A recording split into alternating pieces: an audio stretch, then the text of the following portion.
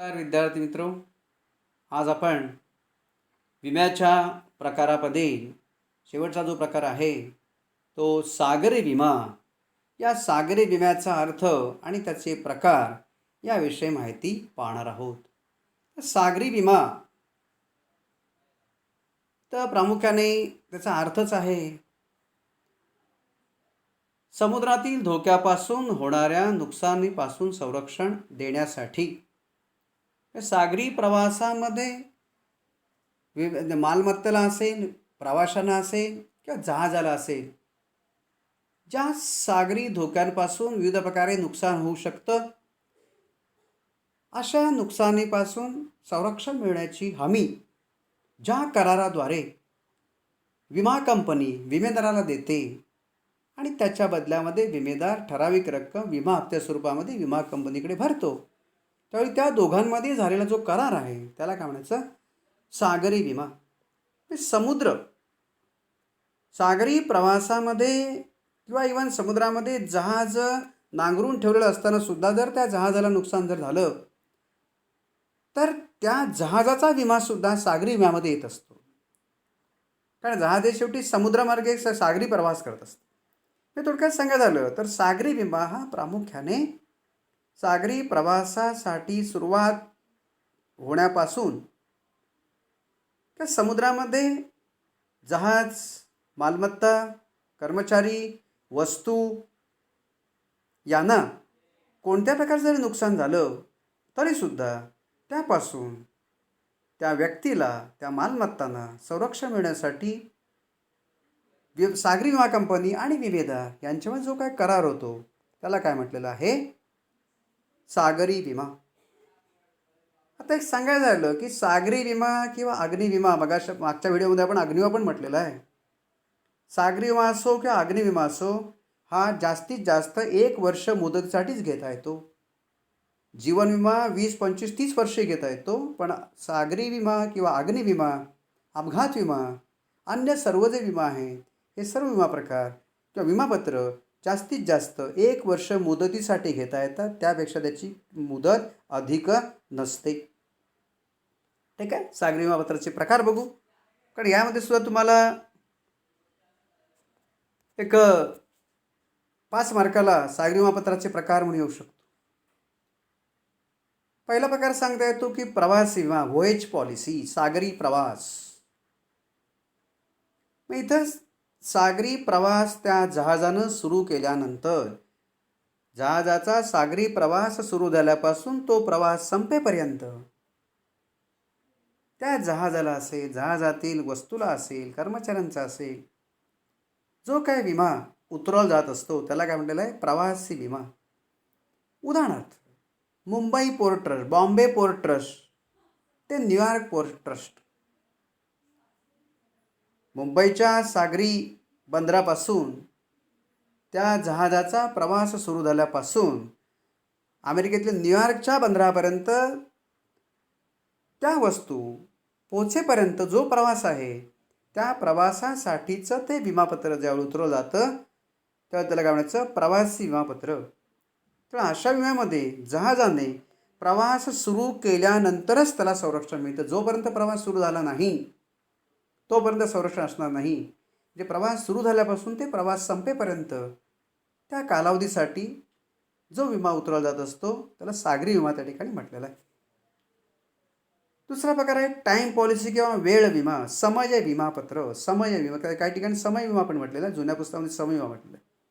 आता इथं सुद्धा अर्थ म्हटलेला आहे किंवा शब्दामध्ये अर्थ आहे. टाईम पॉलिसी याचा अर्थ काय की विशिष्ट मुदतीसाठी. यामध्ये सुद्धा या सागरी विमापत्रामध्ये जो सब्जेक्ट मॅटर आहे, ज्या वस्तूचा विमा उतरवला आहे तो विमा निश्चित कालावधीसाठी घेतला जात असतो. पण इथे लक्षात घ्या की वेळ विमा हा सुद्धा जास्तीत जास्त 1 वर्षापर्यंत असणार आहे. मग अशी म्हणत असं 1 वर्षासाठी असतो. परंतु विमाधारक निरंतर सातत्याच्या अटीचा समावेश करू शकतो. याचा अर्थ काय की जर समजा तो प्रवास त्या वेळेमध्ये पूर्ण झाला नाही, उदाहरणार्थ मगाशी म्हटलं की बॉम्बे पोर्ट ट्रस्ट ते न्यूयॉर्क पोर्ट ट्रस्ट या प्रवासासाठी त्याने विशिष्ट वेळेचा विमा घेतलेला आहे. पण जर समजा त्या विशिष्ट वेळेपर्यंत तो प्रवास पूर्ण झाला नाही, तर तो प्रवास पूर्ण होईपर्यंत सुद्धा त्याची जोखीम या विमापत्रामध्ये संरक्षित केली जाऊ शकते. पण त्याच्यामध्ये अशी अट घालावी लागते. विमाधारक निरंतर किंवा सातत्याच्या अटी समावेश करू शकतो. जर ही अट समाविष्ट असेल तर वेळ जरी निघून गेली तरीसुद्धा प्रवास पूर्ण होईपर्यंत नुकसान भरपाई विमा कंपनी देईल. पण जर ही अट घातली नसेल तर मात्र ज्या मुदतीसाठी विमा घेतलेला आहे ती मुदत पूर्ण झाल्यानंतर जर त्याच्या मालमत्तेला दरम्यानच्या प्रवासामध्ये सागरी धोक्यामुळे नुकसान झालं तर मात्र विमेदाराला नुकसान भरपाई मिळणार नाही. आणि म्हणून विमेदार मग काय करतो की तिसरा जो पुढे प्रकार आहे मिश्र पॉलिसी, मिक्स्ड पॉलिसी. आता ही मिश्र पॉलिसी कशाची? वोएज आणि टाईम, प्रवास विमा आणि वेळ विमा या दोघांचं मिक्स. उदाहरणार्थ बॉम्बे पोर्ट ट्रस्ट ते न्यूयॉर्क पोर्ट ट्रस्ट 1 एप्रिल ते 31 मे 2020, 1 एप्रिल 20 ते 31 मे 2020, 2 महिन्याचं 2 महिन्याचा. पण बॉम्बे पोर्ट ट्रस्ट ते न्यूयॉर्क पोर्ट ट्रस्ट असा एकत्र केलेला आहे. मग यामध्ये जे नंतर घडेल ते निश्चित केलं असतं. तिथपर्यंत या विम्याचं संरक्षण त्या विमेदाराला त्याच्या विमा मालमत्तेला मिळत असतं. जे नंतर घडेल ते नंतर, याचा अर्थ समजा 1 एप्रिलला त्या जहाजाचा प्रवास सुरू झाला आणि विमा किती तारखेपर्यंत घेतलेला आहे? 31 मे घेतलेला आहे. मग 31 मे मुदत संपली पण प्रवास अजून संपायचा आहे.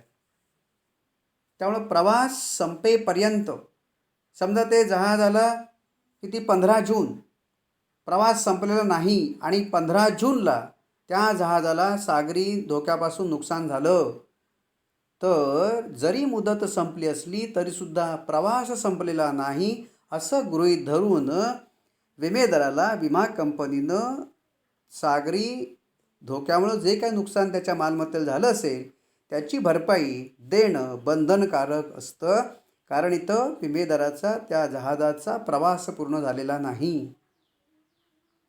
आणि म्हणून मिक्स्ड पॉलिसी, शक्यतो मिक्स्ड पॉलिसीज घेतली जात असते, याचं प्रमाण जास्त असतं. तर पुढचा प्रकार आहे मूल्याधारित विमा, व्हॅल्यूड पॉलिसी.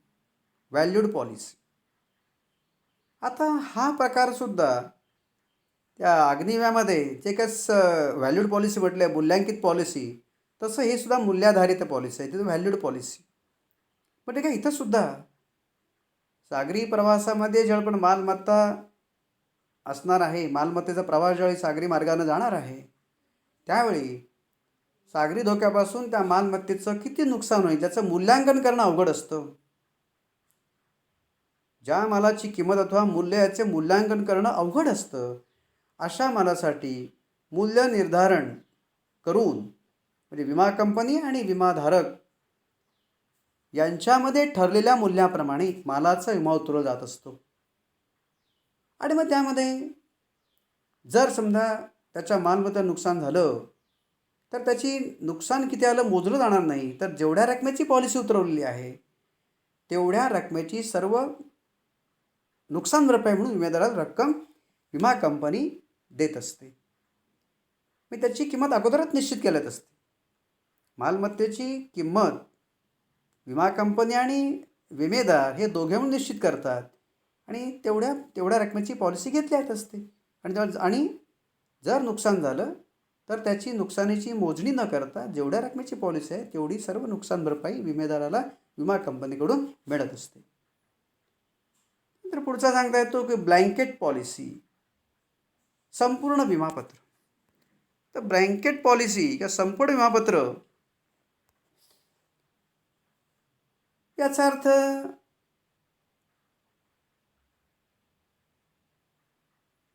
सदर विमा संरक्षणाच्या आवश्यक प्रमाणात जास्तीत जास्त मर्यादेसाठी घेतला असतो. जास्तीत जास्त किती नुकसान होऊ शकेल तेवढ्या अधिकाधिक रकमेचा विमा त्या ठिकाणी उतरवला जात असतो. आणि विमा हप्त्याची संपूर्ण रक्कम विम्याच्या सुरुवातीलाच विमेदार विमा कंपनीकडे देत असतो. आणि सदर विम्यासाठी विमा उतरवल्या वस्तूचे स्वरूप, विशिष्ट मार्ग म्हणजे कोणत्या मार्गाने ते जहाज जाणार आहे, विशिष्ट मार्ग, प्रवासाचे ठिकाणे किंवा बंदर कोणकोणती असणार आहेत, या सर्वांचा अंतर्भाव त्या विमापत्रामध्ये केलेला असतो. म्हणजे जास्तीत जास्त रकमेसाठी विमा उतरवला जात असतो आणि मग त्या रकमेच्या मर्यादेमध्ये विमेदाराला विमा कंपनी नुकसान भरपाई त्या ठिकाणी देत असते. नंतर पुढचा प्रकार सांगता येतो की पोर्ट रिस्क पॉलिसी, बंदर जोखीम विमापत्र. पोर्ट रिस्क याचा अर्थ लक्षात घ्या. हा विमा प्रामुख्याने बंदरामध्ये ज्यावेळी जहाज नांगरून ठेवलेली असतात, प्रवास सुरू झालेला नाही, लक्षात घ्या इथं, हे अशा प्रकारचे विमापत्र हे केवळ जहाज नांगरलेल्या अवस्थेपर्यंत असतानाच लागू होतं. जहाज समुद्रामध्ये नांगरून ठेवलेलं आहे आणि अशा वेळी त्या जहाजाला की जहाजातील मालाला जर कुठल्याही सागरी याच्यामुळे नुकसान झालं तर त्या नुकसानीची भरपाई या बंदर जोखीम विमापत्राद्वारे दिली जात असते. म्हणजे हा विमा फक्त जहाज बंदरामध्ये असेपर्यंतच आहे. ठीक आहे. पुढचा प्रकार सांगता येतो संमिश्र विमापत्र. इथं सुद्धा संमिश्र विमापत्र. आता इथं संमिश्र याचा अर्थ विमेदार आपला मालमत्तेचा विमा केवळ एकाच विमा कंपनीकडे न उतरवता अनेक विमा कंपन्यांकडे उतरवतो. म्हणजे विमा कंपन्या अधिक आहेत, विमेदार एक आहे, विमेदाराच्या मालमत्ता एकच आहेत, पण विमेदार अशा मालमत्तांचा अनेक विमा कंपन्यांकडे, अनेक सागरी विमा कंपन्यांकडे विमा उतरवतो. म्हणजे ज्यावेळी विमेदाराच्या विमे मालमत्तेची रक्कम ज्यावेळी जास्त असते, काही काही करोडो रुपयामध्ये, अब्जावधीमध्ये असते, त्यावेळी विमेदार केवळ एकाच विमा कंपनीवरती अवलंबून राहत नाही, तर एकापेक्षा जास्त विमा कंपन्यांकडे विमा उतरवतो. आणि त्यामुळं मग विमेदाराला जरी त्याच्या मालमत्ता नुकसान किती जरी नुकसान झालं तरीसुद्धा या 2 ते 3 ज्या विमा कंपन्या आहेत त्या 2-3 विमा कंपन्या मिळून विमेदाराला नुकसान भरपाई देत असतात.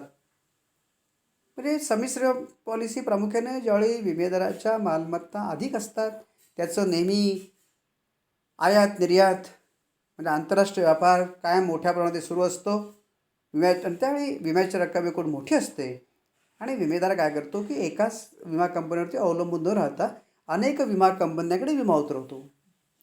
आणि त्याला जे काही सागरी प्रवासामध्ये होणारे संभाव्य धोके आहेत त्या धोक्यापासून जे आर्थिक नुकसान होत असतं त्या नुकसानीचं संरक्षण असं मिक्स्ड पॉलिसी उतरवून घेऊ शकतो. त्यानंतर पुढचा प्रकार सांगतो सिंगल व्हेसल पॉलिसी. हा जहाजाचा विमा आहे. सिंगल पॉलिसी आणि फ्लीट पॉलिसीला म्हटलेलं आहे, जहाजाचा तांडा त्याला म्हटलेलं आहे. इथं खाली व्हॅल्यूड पॉलिसी म्हटलं, खरं फ्लीट पॉलिसी आहे. सिंगल व्हेसल पॉलिसी म्हणजे एका जहाजाचा विमा आहे. प्रत्येक जहाजाचा विमा वेगवेगळा असतो. सिंगल व्हेसल एवढाच फरक आहे, वेगळं त्याच्यामध्ये अधिक काही स्पष्टीकरण आवश्यक नाही आहे की नाहीच आहे. एक जहाज विम्याचा अर्थ सिंगल व्हेसल याचा अर्थ सागरी वाहतूक करणारी कंपनी समजा लहान आहे, एकच जहाज असेल तर एकाच जहाजाचा विमा उतरवणार आहे. एकच जहाज असणाऱ्या जहाज मालकासाठी हा उपयुक्त आहे सिंगल व्हेसल.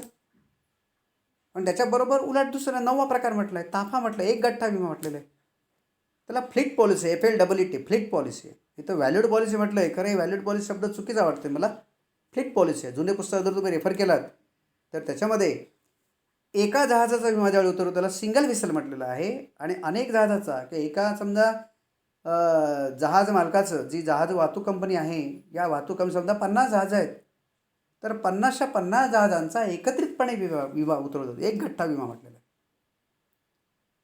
बघा इथे म्हटलं ताफा विमा प्रकारामध्ये एकाच विमा प्रकारामध्ये की एकाच विमापत्रामध्ये एकाच मालकाच्या अनेक जहाजांचा विमा उतरवला जातो. आणि त्यामुळं मग त्या जहाजापैकी कोणत्याही जहाजाला त्या विमे मुदतीमध्ये सागरी धोक्यांपासून मग ते नांगरून ठेवल्यापासून असेल म्हणजे पोर्ट रिस्क पॉलिसी किंवा प्रवासामधील असेल. कोणत्याही कारणामुळं समुद्रामध्ये त्याच्या जहाजाला जर काय नुकसान झालं तर जी काही विम्याची रक्कम ठरते त्या प्रत्येक जहाजाची किंमत असेल. कारण अनेक जहाजं असतील तर प्रत्येक किती जहाजं आहेत, प्रत्येक जहाजाचा आकार असेल, त्याचं मूल्य असेल. मग त्या प्रमाणामध्ये जहाजाचा नंबर असेल, जसं गाडी नंबर तसं त्या जहाजाचा नंबर असणार आहे. आणि या जहाजाचं एवढी व्हॅल्यू आहे, या जहाजाचं एवढी व्हॅल्यू आहे. तर त्यापैकी ज्या जहाजाला सागरी धोक्यामुळे नुकसान झालं असेल, समजा समुद्रामध्ये पूर्णपणे बुडून नष्ट झालं, तर त्याची किंमत किती आहे ती किंमत दिलेली आहे. मग तेवढी नुकसान रुपये त्या ठिकाणी विमेदाराला मिळू शकते. म्हणजे प्रत्येक जहाजाचा वेगवेगळा विमा न उतरवता त्या जहाज वाहतूकदाराची जेवढी जहाज आहे त्या जहाजांचा एकत्रितपणे विमा उतरवला जात असतो. आणि एकच विमा हप्ता त्या ठिकाणी भरला जात असतो. म्हणजे अनेक विमा हप्ता पण वेळोवेळी भरायला नको, वेगवेगळे पॉलिसी पण घ्यायला नको. एकाच विमा हप्त्यामध्ये आणि एकाच विमापत्राद्वारे त्या जहाज वाहतूक कंपनीच्या मालकाला सर्व जहाजांना सागरी प्रवासामध्ये जे काही धोके होतील त्या धोक्यापासून संरक्षण मिळवून देण्यासाठी हा एक गठ्ठा विमा किंवा फ्लीट पॉलिसी किंवा ताफा विमा उतरवता येतो. म्हणजे अशा प्रकारे आपणाला सागरी विमापत्राचे प्रकार थोडक्यात सांगता येतील. इथंसुद्धा 5 मार्काला नोट किंवा थोडक्यात उत्तरे म्हणून येऊ शकतो. किंवा या विमा प्रकारामध्ये आपण जीवन विमा पाहिला, सागरी विमा, अग्निविमा पाहिला. आता यामध्ये 5 मार्काला होऊ शकतो की आता फरक 4 मार्काला आहेत. नवीन याच्यामध्ये फरक पण 4 मार्कासाठी आहे. तो फरकमध्ये येऊ शकतो. उदाहरणार्थ जीवन विमा आणि अग्निविमा, जीवन विमा आणि सागरी विमा. तर सागरी विमा आणि अग्निविमा असं शक्यतो येत नाही. कारण दोन्ही जवळपास एकच आहेत, म्हणजे सर्वसाधारण विमा आहेत, नुकसान भरपाईचे करार आहेत. पण जीवन विमा वेगळा आहे. मग जीवन विमा आणि अग्निविमा, जीवन विमा आणि सागरी विमा असा फरकही त्या ठिकाणी एखादा येऊ शकतो. आणि टिपा असेल किंवा अन्य पण माहिती पाहिली, ऑब्जेक्टिव्ह वगैरे आहे त्याच्यामध्ये बघा. ठीक आहे, थँक्स.